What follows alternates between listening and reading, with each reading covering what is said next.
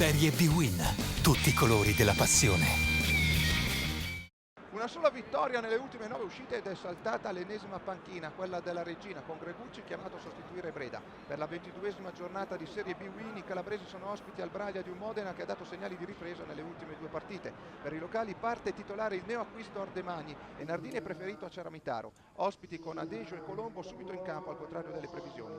Prima del fischio d'inizio un minuto di silenzio per le vittime del naufragio avvenuto nei pressi dell'isola del Giglio. A partire forte è il Modena, che si fa vedere subito con il neoacquisto Ardemagni arrivato in settimana dall'Atalanta. La sua conclusione è parata dal portiere Marino.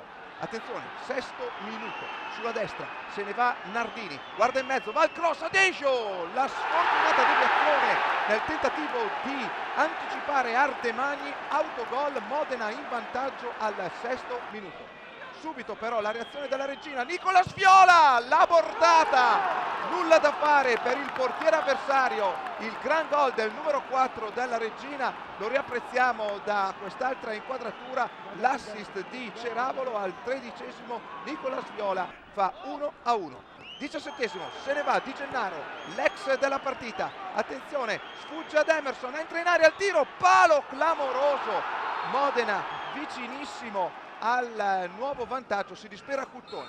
Nella ripresa non ci sono cambi per i due allenatori, si riparte dunque sul punteggio di 1-1 e al settimo minuto episodio da Moviola con Di Gennaro che serve Ardemagni, Colombo lo tocca, per l'arbitro tutto regolare, poi punizione di Emerson, Perna tocca Bonazzoli, è passato solo un minuto dall'episodio di poco fa e per l'arbitro stavolta è rigore ed espulsione. Fuori Perna, dal dischetto, Ceravolo, il gol e la Regina passa in vantaggio, 2-1, settimo centro stagionale per Ceravolo con il Modena che va sotto ed è in 10 uomini, ma attenzione, Di Gennaro illumina per Stanco, il tiro, la parata, il palo e il gol, incredibile in inferiorità numerica il capitano dopo l'espulsione di Perna. Stanco fa 2-2 al 60esimo, Marino era riuscito a deviare soltanto ma la palla entra in gol,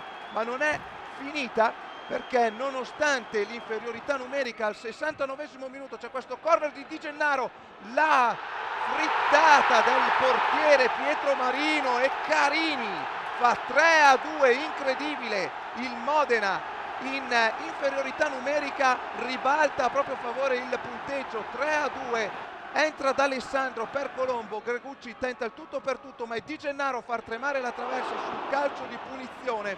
Poi all'84esimo, attenzione a questo intervento da parte di Signori, prima il giallo, poi il rosso e il Modena chiude in 9 contro 11, assalto finale della Regina che è sotto per 3-2, Ceravolo di testa a colpo sicuro, il miracolo di Guardalben, si va nel recupero, Rizzo semina il panico nell'area avversaria e proprio D'Alessandro il neo entrato, incredibile, al 93esimo il suo primo gol tra i professionisti, 3-3 e proprio al 95esimo, attenzione, episodio da Moviola, Stanco sigla il gol della possibile vittoria, questo il rallenti, giudicate voi, è annullato per fuorigioco tra le proteste del pubblico di casa.